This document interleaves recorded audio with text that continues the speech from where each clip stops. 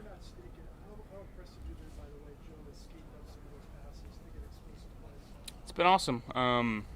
Putting guys in spots where they feel like they can go have their opportunity to go win, and our guys have been winning, and I'm just proud of how our guys have been executing it. You put more work in practice on those quarterback plays than previous years? Um, I don't know about that. I think in those critical situations, really what Joe's trying to do is just call our best plays.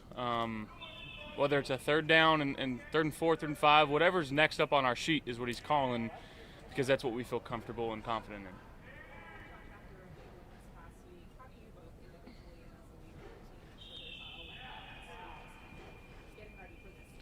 Well, still a lot to play for. We know as a team that we basically have to win out to have any chance at the 1 seed. Obviously, we don't control our own destiny there, but our approach is the same: 1-0 each week.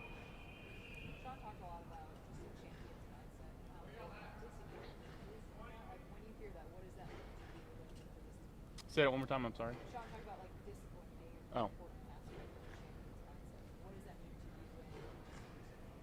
Yeah, I think just consistently staying with what's got us here. Guys making sure we're still in the training room, still in the film room, not trying to do anything different throughout the week, for good or for worse, to be honest. And,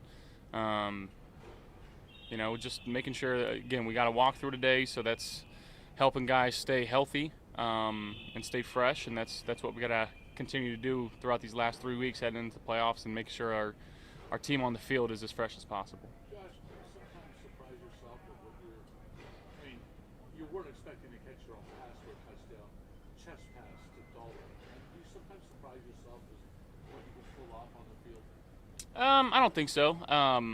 Again, I'm just playing this game since the same game that I've been playing since I was a little kid, and that's kind of what it comes down to, just having fun with it and making sure, one, I'm making good decisions with the football and allowing our team to make plays, but two, it's fun. And what I get to do is really, really fun, and I want to have as much fun with it as possible. And I guess the winning aspect of it is the most fun part. And when you're winning, you're afforded to do some more fun things on the football field. Where did that come from?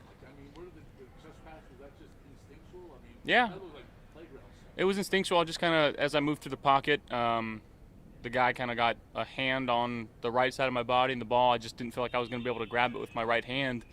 And I saw Dalton by himself, so I just kind of flung it out there. Unfortunately, got called back. It's not going to count. It didn't count, but now we move on. Josh, obviously being your seventh year, you understand the offense, you understand all that mental stuff is good. But physically, do you feel like you're playing the best football you've ever played from a physical standpoint? I think so. In terms of ball placement, especially these last few weeks, making sure that I'm staying consistent with my mechanics. I'm sorry, guys. That's. This is serious business. I know, right? We get to have fun. I don't know, 70, 75, I guess, but we're having fun. We get to have fun here. This is what it's all about. But yeah, just making sure I'm staying up to date with my mechanics, my footwork, throughout the game and throughout the year. Your footwork can get off base. You can take 3 instead of 5, and just making sure that I'm staying on top of those little things. And I've got a good help with Joe in the quarterback room, making sure I'm staying on top of it. I want to ask you about recent football, and you brought up fun a little bit ago. Joe Brady talked to us about how good of a job you do in making sure guys are loose but still staying on task. How have you developed that over your years of being here? And is this as loose as you've seen the guys lately with this late in the year? Yeah, I would say yes. For the fact is, we have a playoff spot locked up. We didn't have to wait until one of the final weeks to do it. But again, I just think throughout my time I've been here, having fun, making sure I'm coming to this building, having a smile on my face when everybody sees me. I'm making sure I say hello and dap them up and let them know how much I love being here, because I think it is infectious. I think it's something that can spread throughout the team. But at the same time, when I'm not smiling, it's because something's not right, and guys understand that too, so they can lock in. And again, it just takes quote unquote reps, right, of being in this building and making sure we're going through and doing the little things the right way. And when things are up to par, you know, I understand that, and guys on the team can tell that too based on my face. And it's just being around the guys as much as possible, I think, helps. Better leader today than you've ever been. Yeah, absolutely. I think it's just one of the confidence in myself. Again, I am in a spot in my career, in my life, where, you know, it's the best I've ever felt. And again, just making sure that I'm being me and only me. And I think that's the only thing I ever want to be. And I think that's one of the main things of being a leader, is making sure that you know who you are. And I think that's a very obvious thing when guys can see that, and they can tell when you're not trying to be you. And I think being around the guys and having a lot of the veteran leadership that we have here, they know who I am. These rookies, when they come in here, they know who I am, and that's just because I am who I am, and I just, that's all I try to be.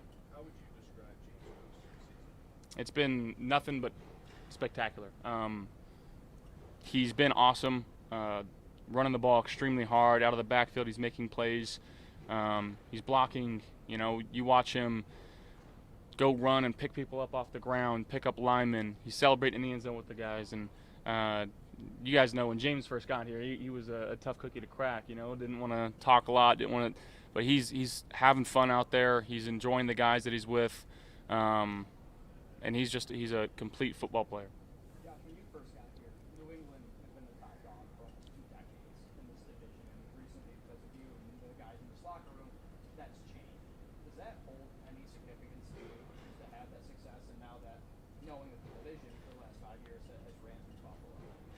I mean, you're giving yourselves opportunities to win the Super Bowl, and I think that's the only thing that winning a division does. Guarantees you a home game and gives you a shot at the dance, and we haven't gotten there yet. So that's the only thing that we're focused on. We're not focused on so much as the division wins and titles and this and that. We gotta go win the big one. How much do you pay attention? Not playing them until week 16, twice in 3 weeks. What is that like? What's just, preparing for them when you haven't seen them for so long? Yeah, different head coach, obviously. Different team than I think we've seen the past few years. I think they're playing really good football, though. I think their quarterback's going to be really good for a really long time. He's making some unbelievable plays, extending and from the pocket, and I got a lot of respect for him and his game. But this defense, they play hard, and they've been a lot of one-score games this year that could have easily gone their way. So first and foremost, we got to have a good week of practice and put our best foot forward on the field on Sunday. You can't get away from TV or a lot of things without getting somebody, social media for that matter, but somebody talking about you and MVP. And you hear it from the fans every time you score a big touchdown, chance MVP. How do you deal with that? Like I deal with anything. That stuff really doesn't matter to me. I'm just trying to focus on winning the next game for the Buffalo Bills and being the best teammate that I can be. Hey, guys.